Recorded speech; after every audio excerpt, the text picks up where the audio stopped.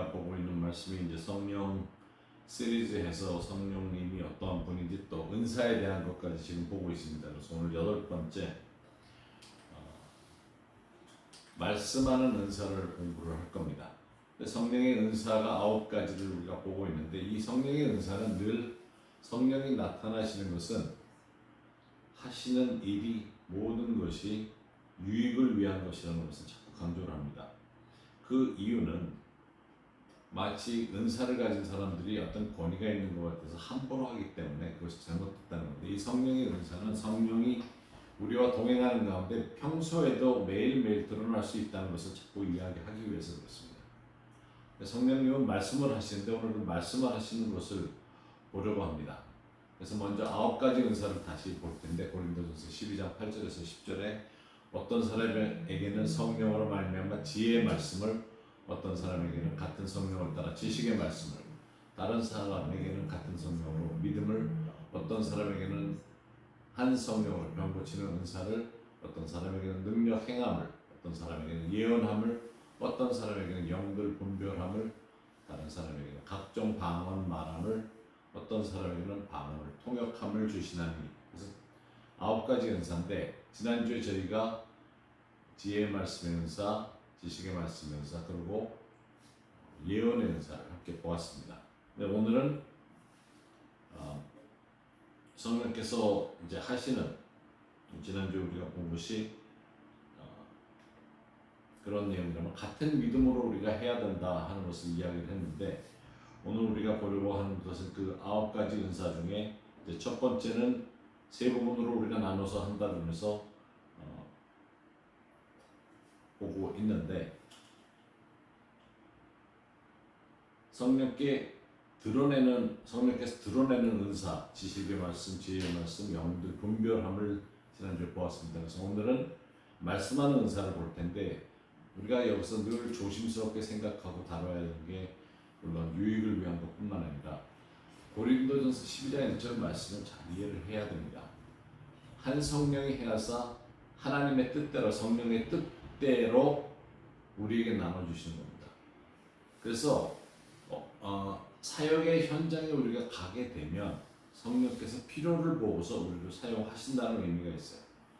그래서 성령께서 모든 은사를 가지고 계시는 거지 내가 지니고 있는 것이 아닙니다. 내가 평소에 그렇게 주로 쓰임받는 은사가 나타날 수 있어도 내가 마치 가지고 있는 것처럼 이야기할 수는 없습니다. 그래서 이제 세 영역으로 우리가 나눠서 본다 그러면서 지난주에는 드러나는 은사, 지식의 말씀, 지혜의 말씀, 영들 분별의 은사를 보았고, 오늘은 직접 말씀하시는 은사, 예언, 방언들 통역함을 볼 겁니다. 그래서 먼저 우리가 예언을 볼 텐데, 주님은 우리에게 메시지를 전달하세요. 오늘 보고자 하는 것은 메시지를 주시는 그런 내용의 것을 보고자 하는 겁니다. 하나님께서 우리에게 메시지를 전달해 주시면 그 메시지를 통해서 우리 영이 삽니다. 영이 뭔가 새로운 힘을 얻을 수 있고. 그래서 여기서 주님이, 성령께서 친히 말씀하시는 은사들을 볼 텐데, 먼저 예언은 하나님으로부터 오는 격려의 메시지입니다. 근데 이것이 사람을 통해서 사람에게 혹은 여러 사람에게 전달되는 것을 말합니다. 그래서 예언이라는 단어를 성경적으로 정의하면 사람을 통해서 한 사람이나 여러 사람들을 향한 하나님의 그 메시지, 하나님으로부터 격려의 말씀, 메시지를 말합니다.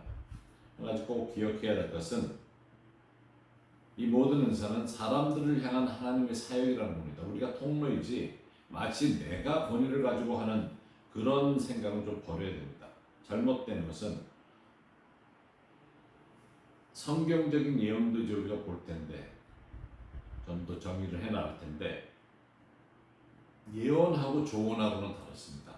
하나님의 메시지를 그냥 전달하는 것은 예언이 될 수 있지만, 조언, 내 의지를 가지고 내가 더 한 가지 더 추가를 하게 되면 그거는 하나님의 메시지가 아닌, 잘못하면 사견이 들어갈 수 있고 실수를 할 수 있다는 겁니다. 그래서 이 부분에서는 굉장히 조심해야 되고, 또 예레미야도 그런 말을 많이 썼지만 우리가 하나님이 주시지도 않은 메시지를 이야기할 수 있어요.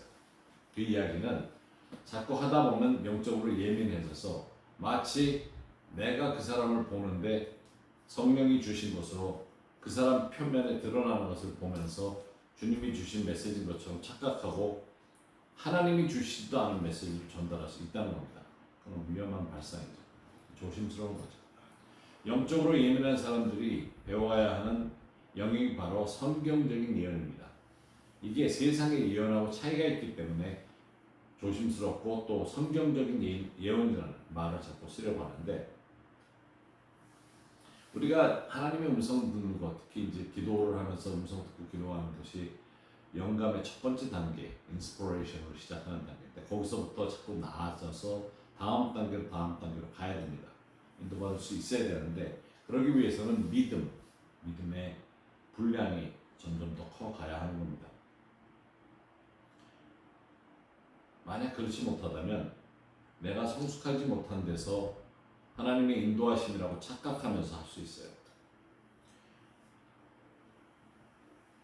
사실 그 하나님의 인도하심이라 그러고 사업하는 분들이나 하나님의 인도하심이라 그러고 다른 사람들에게 말씀을 전한다든가 하나님의 인도하심이라 그러고 나 오늘부터 선교사다 그러고 그러는 사람들도 있었어요. 근데 중요한 거는 그분들이 하나님이 내게 말씀하셨기 때문에 합니다 하고 하는 사업이 아니면 어떤 일이 잘못될 때, 만약 하나님이 말씀해 주신 사업이라면 잘못될 때 기도를 해 주십시오 그러고 요청할 때 사실 기도할 수가 없어요. 그 이유가 뭔가하면 하나님이 말씀하셔서 하나님이 시작하게 하신 거라면 그것이 사업이든 사역이든 잘 안 된다 그럴 때 분명히 본인은 하나님이 알려주신 사역이라고 시작했다면 어떤 때는 벽에 부딪힌다든가 사업이 망하는 것도 하나님의 뜻일 수 있어요. 왜냐하면 본인이 하나님으로부터 들은 것에 대한 책임이 있다는 거죠. 매번 계속적으로 깨달아가면서 배워가면서 가야 되는 겁니다. 이것은 사실 힘든 상황에서 내가 잘못 들었습니다 하고 회개해야 될 수도 있어요. 그거는 사역 속에서도 마찬가지예요. 하나님의 음성을 듣고 시작을 했는데 사역에 진전이 없을 때 다시 기도하면서 이것이 내 생각, 내가 추구하려고 했던 거라고 뭐 할 수 없어요. 자기 자신을 겸손하게 내려놓고 이야기할 수 있어야 하는 겁니다. 그렇지 않았을 경우에 너무도 많은 사람들이 피해를 보는 거죠. 성경적인 올바른 예언은 받는 사람에게 용기를 부어주게 되어 있습니다. 그건 이렇게 됩니다. 말을 곁에서 듣는 사람들도 소망과 용기를 갖게 돼요. 그러나 세상의 예언은 가진 용기와 소망도 뺏어갑니다. 가뜩이나 실망하고 있어서 또 힘이 들어서 손금 보고 사주팔자 보러 간 사람들이 기껏 좋은 얘기 해주는 척 하다가 당신은 팔자가 사납다는 둥 그러면서 결국은 별로 좋지 않은 걸로 끝내서 돈을 더 내면 더 봐줄 수 있다 그러면서 엉뚱한 장사를 하는 걸 볼 수가 있죠. 그런 거를 고민하고 이야기하는 사람들이 많아요. 그리스의 보혈이 팔자를 고쳐줍니다. 그래서 사주팔자와 우리는 상관이 없어요. 성경적인 예언은 축복에 축복을 더해주는 것을 하는 겁니다. 용기를 얻게끔 해줘요. 고린도전서 14장 31절에 너희는 다 모든 사람으로 배우게 하고 모든 사람으로 권면을 받게 하기 위하여 하나씩 예언할 수 있느니라 하면서 모든 사람은 하면서 나도 포함된 모든 크리스천들은 예언을 할 수 있는 사람이라는 겁니다. 쉽게 말하면 우리가 다른 사람을 위해서 기도해 줄 수 있다면 예언도 해줄 수 있다는 겁니다. 그런데 이건 배워야 한다는 것을 적어놓고 있기 때문에 배울 필요도 있는 겁니다. 사실 제가 처음 이 성경적인 예언을 하는 분들을 보면서 좀 부러웠어요. 어떻게 저렇게 하지? 저렇게 그냥 좋은 말을 잘하지? 그래서 그분들하고 사역을 하면서 통역을 많이 해줬기 때문에 같이 식사할 때라든가 꼭 여쭤본 게 있어요. 어떻게 하면 당신처럼 이렇게 예언할 수 있고 기름 부으심을 할 수 있냐? 근데 이분들이 다 답을 그냥 갑자기 시작이 됐대요. 아니 그런 거 말고 좀 단계가 있지 않느냐. 어느 순간에 어떻게 가다가 갑자기 못했더라도 그 단계까지는 가야 되는 거 아니야. 그때 잘 모르겠다고 그러시더라고요 다들. 근데 그분들한테 공통점이 있었어요.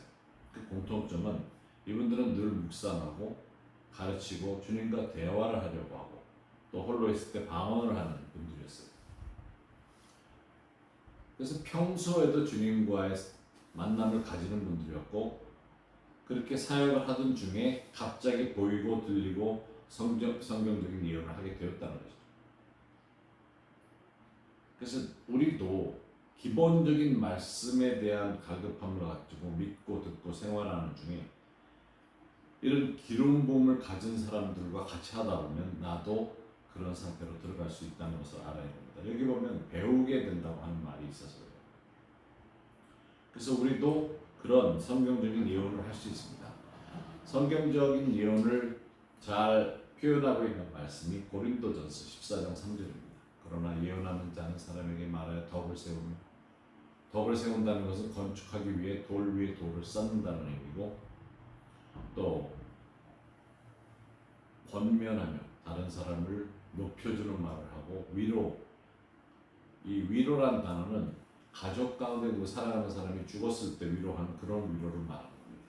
그래서 성경적인 예언은 덕을 세우고 권면하고 위로하는 겁니다. 여기에 부정적인 것이 하나도 없어요. 늘 격려해주고 좋은 말 해주는 것을 한 거죠. 근데 우리는 사실 자라면서 좋은 말을 많이 듣고 자라기보다는 부정적인 얘기, 뭐가 안 된다는 얘기, 너는 왜 그 모양이냐고 상대방을 깎아내리려고 하는 그런 마음에서부터 살아왔기 때문에 좋은 말만 해준다는 것이 사실 그렇게 쉽지가 않아요. 그래서 그것을 잘 알 수 있는 내가 과연 이렇게 격려의 말을 잘해주고 좋은 말만 해주는 사람인가 물어보려고 그러면 그걸 알고 싶으면 아내나 남편이나 아니면 자녀들한테 네가 생각하기에 내가 격려 잘하는 사람 같으냐 하고 물어볼 필요가 있어요. 그렇게 질문을 하면 특히 어린아이들 같은 경우는 답을 잘해줄 겁니다. 정확하게. 고린도전서 14장 1절의 시작을 1절에서 5절 말씀을 보면 우리가 지금 3절 말씀만 가지고 이야기를 했는데 1절에서 5절 말씀을 우리 함께 볼 필요가 있어서 봅니다. 사랑을 추구하며 신령한 것들을 사모하되 특별히 예언을 하려고 하라. 방언을 말하는 자는 사람에게 하지 아니하고 하나님께 하나니 이는 알아듣는 자가 없고 통역이 있어야만 알아듣고 영어로 비밀을 말합니다. 그러나 예언하는 자는 사람에게 말하여 덕을 세우며 권면하며 위로하는 것이요 방언을 말하는 자는 자기의 덕을 세우고 예언하는 자는 교회의 덕을 세우나니 나는 너희가 다 방언을 말하기를 원하나 특별히 예언하기를 원하노라. 만일 방언을 말하는 자가 통역하여 교회의 덕을 세우지 않으면 예언하는 자만 못하니라. 자, 방언은 홀로 받아서 계속적으로 혼자도 할 수 있는 것이 방언입니다.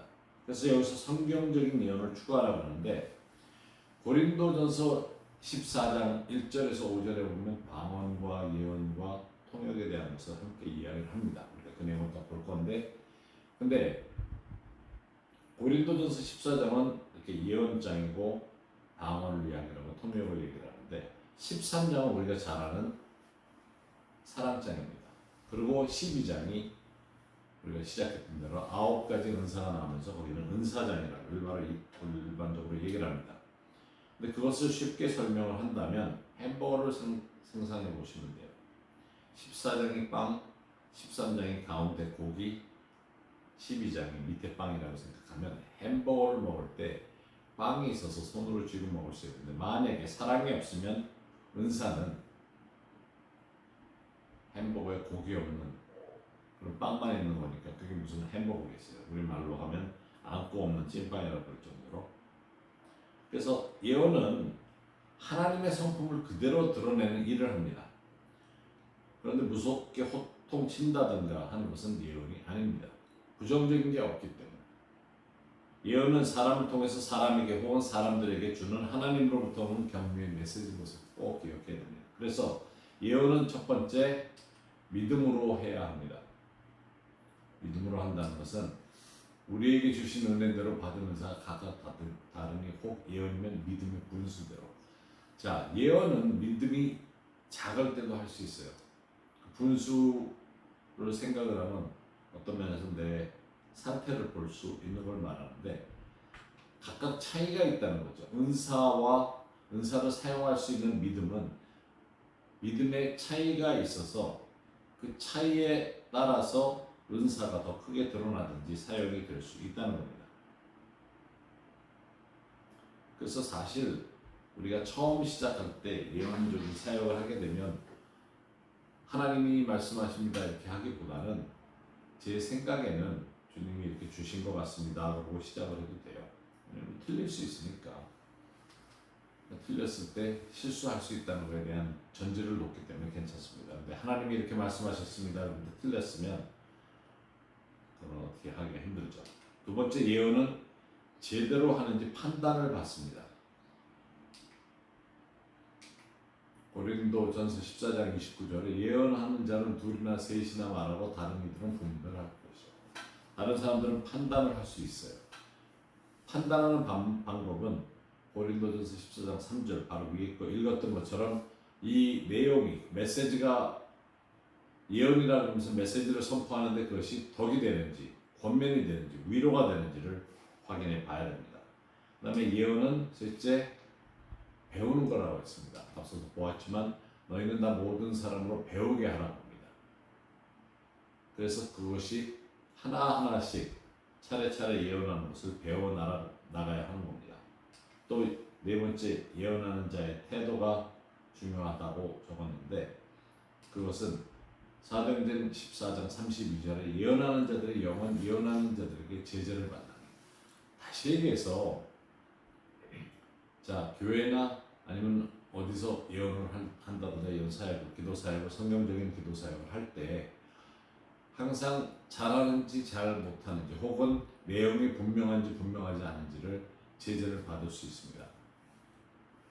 그 이유가 너무 두리뭉실하게 해요. 본인은 잘한다고 할지 모르겠지만 예를 들어 그림이 보였어요, 뭐 어떤 게 보였어요 그러는데 한참 얘기를 듣다 보면 도대체 무슨 말을 하는지를 알 수가 없어요. 그거는 하나님께 다시 가서 내용을 찾아야 됩니다. 그건 예언이 아니에요. 혼자만 아는 뭐 몽상 같은 이상한 얘기를 해봐야 그건 예언이 될 수가 없어요. 누구에게든지 이해가 될 수 있는 말을 전달하는 메시지가 있어야 합니다. 자, 우리가 이제 방언을 볼 텐데 하나님으로부터 오는 메시지를 사람을 통해서 혹은 사람이나 대상이 여러일 수도 있는데 알지 못하는 언어를 선포를 하는 겁니다. 거기도 메시지가 있어요.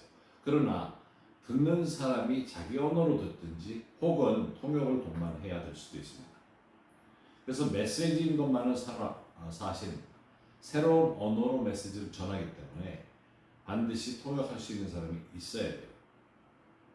근데 예언과의 차이는 예언은 알아들을 수 있다는 것이 있고 그러나 여기서 지금 기도의 언어인 방언은 방언의 두 가지에서 이번 예언을 위한 메시지의 방언이 있는 거고 이제 다음 주에 비로소 보겠지만 일반 우리가 기도하는 방언은 차이가 있습니다. 기도하는 방언과 메시지의 방언은 두 개의 차이가 있어요.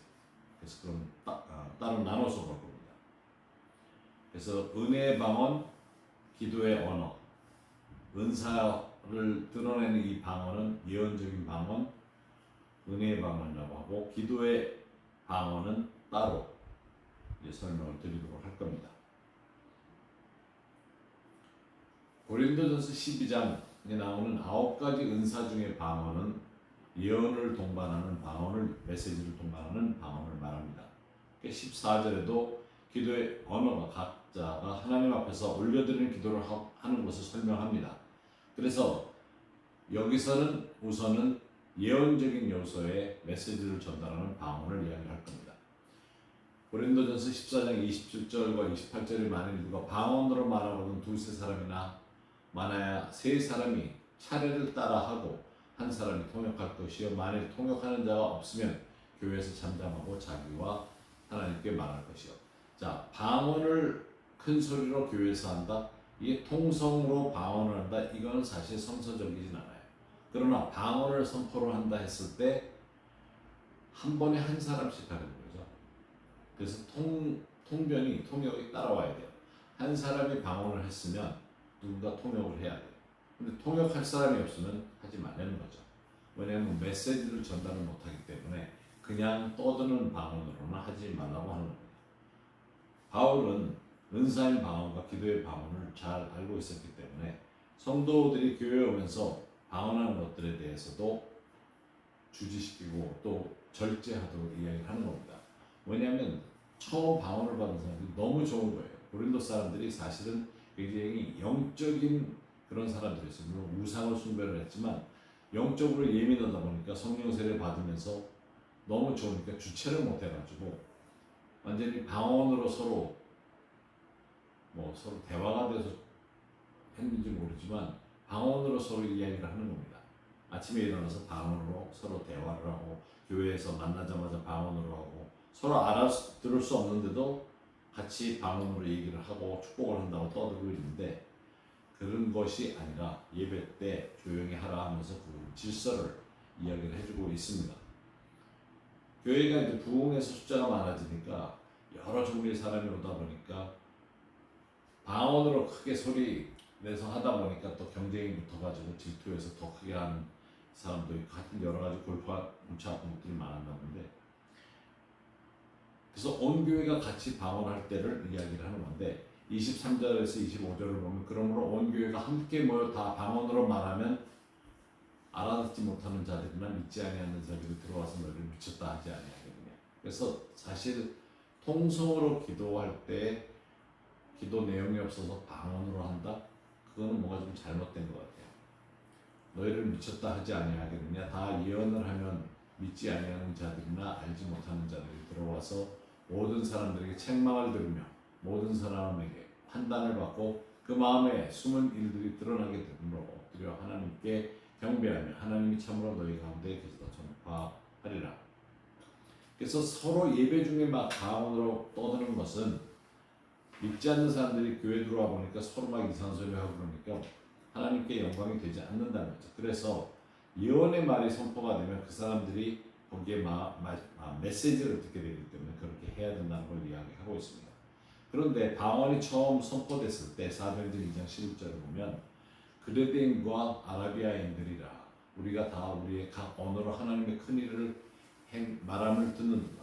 이 말씀을 통해서 알 수 있는 것은 사도행전 2장에 제자들이 방언할 때 실제로 들을 수 있는 아라비아인들의 말과 그레데인들의 말을 했다는 거죠. 근데 그것도 중요하지만 여기서 중요한 것은 여기에 일제에 나와서 떠들고 있는 것처럼 들렸지만 각 언어로 들으면서 중요한 것은 하나님의 큰 일을 말하는 걸 듣게 된 거죠. 이것이 중요합니다. 그래서 결국은 그들로 하여금 예수님을 영접하게끔 만드는 일을 하죠. 또 방언과 통역은 함께 은사로 쓰이는데 그럴 때는 성령께서 역사하셔서 누군가 통역을 하면 거기에 메시지가 있는 거죠. 근데 이 메시지에 대한 것, 특히 방언을 통역한다 할 때 통역은 메시지를 통역하고 그 느낌을 통역하는 거지 말 하나하나 그대로 통역하는 그런 것은 아닙니다. 그렇다고 해서 여기 성경에 그레데인이나 아라비아인들 다 들었다고 해서 그레데인이나 아라비아인, 중국말 다 방언으로 성경에 있는 방언을 얘기하는 건 아닙니다. 그는 하나의 언어이죠.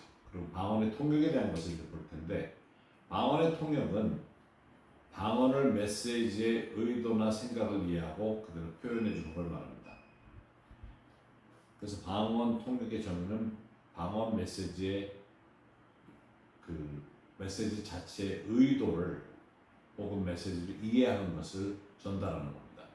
그래서 앞서도 말했지만 방언을 메시지로 전하게 되면 그 메시지가 이해되는 사람이 어떤 의도로 말하는지를 선포를 해주는 것이 꼭 단어 하나하나를 번역하는 건 아닙니다. 고린도전서 14장 5절에 보면 나는 너희가 다 방언 말하기를 원하나 특별히 예언하기를 원하노라. 만일 방언을 말하는 자가 통역하여 교회에 덕을 세우지 아니하면 예언하는 자만 못하니라.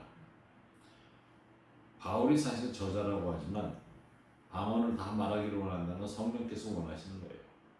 누구나 방언을 할 수 있다, 예언을 할 수 있다 하는 것을 강조를 하고 있죠. 성령의 일을 또 막지 말라고 합니다. 그래서 우리가 이 사역을 하면서 교회 안에 사실 방언의 문제 때문에 그것을 가지고 은사를 막는 일이 없어야 됩니다. 바울이 명확하게 하는 것 중에 하나가 통역의 메시지로 전해져야 혼돈이 없다는 말을 하고 있는 겁니다. 사역이 이루어지고 메시지가 전달이 되면 그걸 통해서 격려가 되고 몸이 세워지는 것을 볼 수 있습니다. 사실 예언 사역, 하나님이 주신 메시지를 통해서 주님께 오는 기회가 많습니다. 그 내용이 통역되어서, 방언도 통역되어서 메시지가 전달되면 예언으로 같은 효과를 보게 되는 겁니다. 많은 사람들이 하나님의 음성 듣는 것을 힘들다 그러는데 사실 그게 힘든 거라기보다는 그거는 쉬운 거고 전달하는 것이 더 힘들 수 있어요. 그래서 하나님 음성은 내 양은 내 음성을 듣는다고 했으니까 듣는 자체는 어렵지가 않아요. 들을 수 있어요. 그러나 그것을 잘 위로의 말씀으로, 격려의 말씀으로 전달한다는 것이 더 조심스럽고 힘든 것일 수 있다는 겁니다. 마음에 상처를 주지 않으면서 성령의 열매를 가지고 성령의 은사를 전달한다는 것이 더 쉽지 않은 거라는 거죠.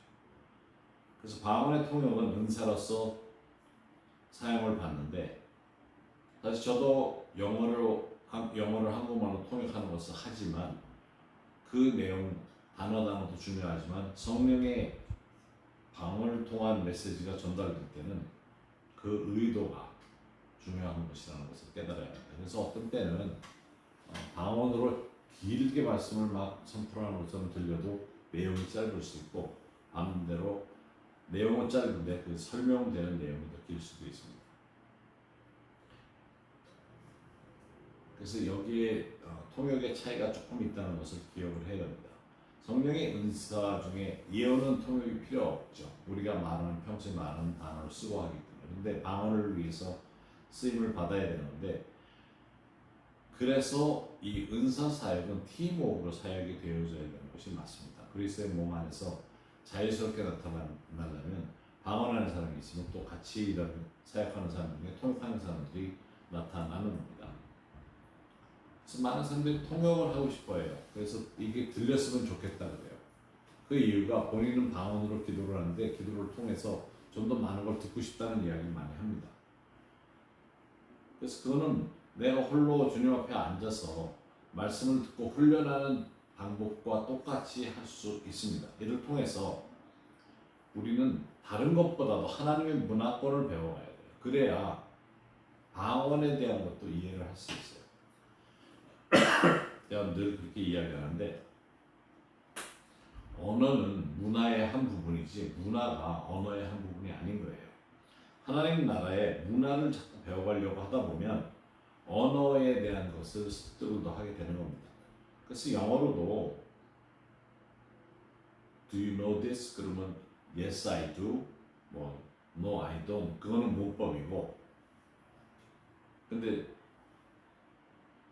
미국 애들이나 영어권에 있는 애들에게 Do you know this? 모르면 그냥 어깨만 그러고 말아요. 답을 안 해요. 여기 우리 배운 것들 중에 우리 아이들도 미국에 와서 한국 와서 제일 재밌게 생각하는 것 중에 하나, How are you? 그러면 온 국민이, 한국의 국민이 Fine, thank you, and you? 하는 말을 하는데, 지난번에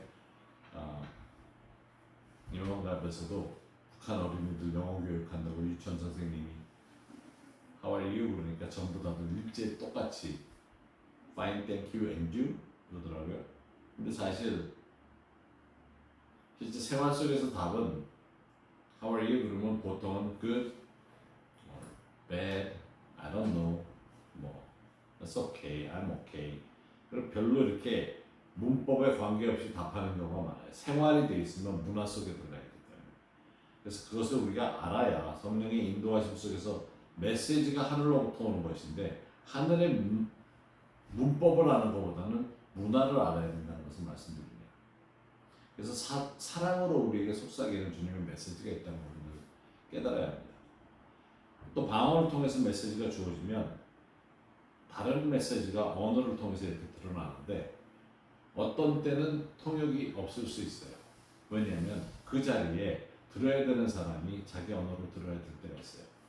오래전이지만 우리 사역을 하시는 자매님 한 분은 아는 분이 있었는데 예배 중에 갑자기 찬양 중에 조용해지는 가운데 하나님의 말씀을 주셨는데 메시지가 자기가 큰 소리로 외쳤다고 해요. 상당히 긴 메시지를 외쳤는데 그리고 기다렸는데 아무도 통변을 안 해서 그냥 예배를 그냥 찬양으로 계속 이어지고는 예배가 끝났는데 한 분이 예배 후에 2층에서부터 막 달려 내려오면서 찾아와가지고 당신이 혹시 아까 그 히브리 말로 선포한 사람이냐고 물어보더래요. 그래서 사실 내가 무슨 말을 했는지 모르지만 내가 말한 게 히브리 말이었냐 유대어였냐 그랬더니 맞다 그러면서 그분이 눈물이 글썽하면서 당신 어디서 히브리 말을 배웠냐 이렇게 잘하냐. 처음에는 다가왔을 때 히브리 말로 물어보더래요. 이분이 히브리어를 하는 줄 알고. 근데 아니라 나 히브리 말 못한다. 그게 방언이었다고 설명을 하니까 그분이 상당히 놀라면서 사실 이제 그 자매님도 내가 뭐라고 그랬냐. 나도 모르는 얘기를 했기 때문에. 그래서 얘기를 그분한테 물어보니까 굉장히 그 성경적인 유대인이 알 수 있는 구약의 말씀을 인용을 하면서 설명을 하고 예수가 구약 성경 말씀을 인용을 하면서 바로 하나님의 아들이다. 살아계신 하나님의 아들 예수 그리스도라고 하는 말을 선포를 했다는 겁니다. 너무 놀라운 거죠. 하나님께서 그렇게 하셨어요. 그래서 우리가 깨달아야 되는 것은 사실 이와 같은 일들이 우리에게 주어질 수 있다는 겁니다. 성령이 우리를 통해서 방언을 통해서 메시지를 전달하시는 것을 알아야 됩니다.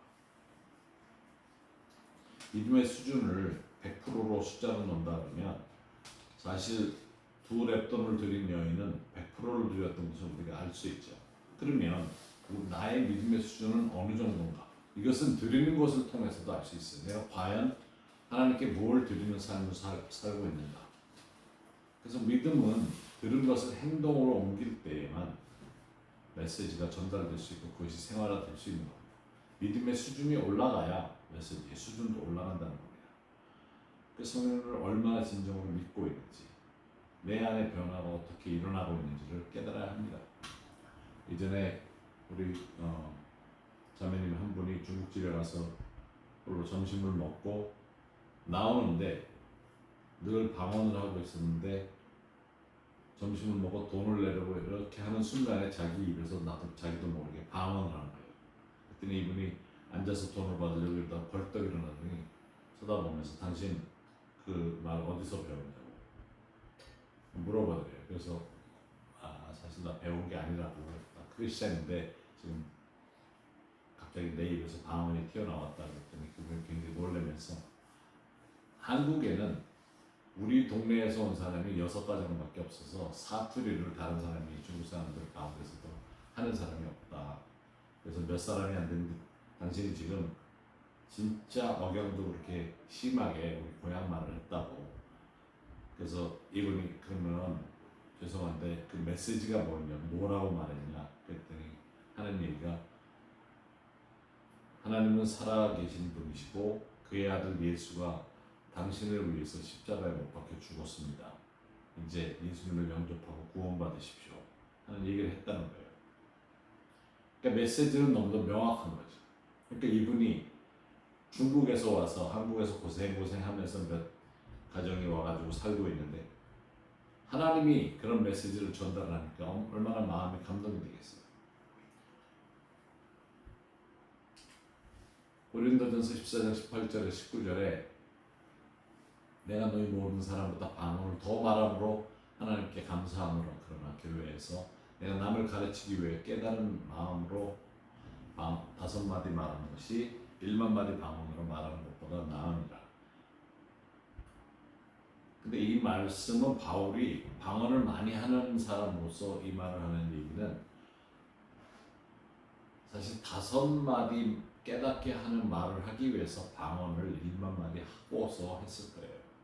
근데 교회에서는 방언할 줄 모르는 사람이 이거 가지고 방언이 별로 유익하지 않다 그러는데 성령의 것을 유익하지 않다고 얘기할 수는 없습니다.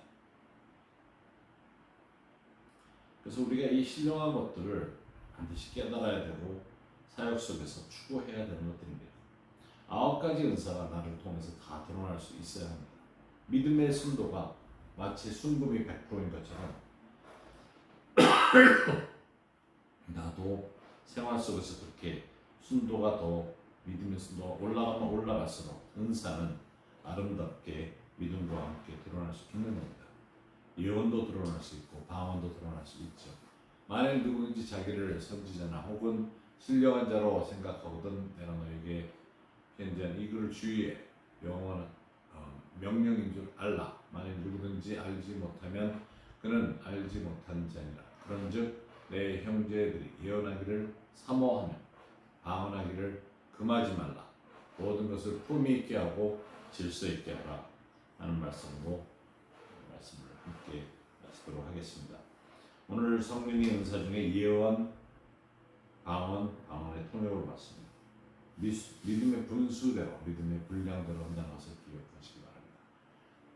제가 함께 기도하며 나가도록 하십시다. 하나님께서 내 삶에서도 9가지 은사가 다 드러날 수 있도록 인도해 주시기를 구하도록 하십시오.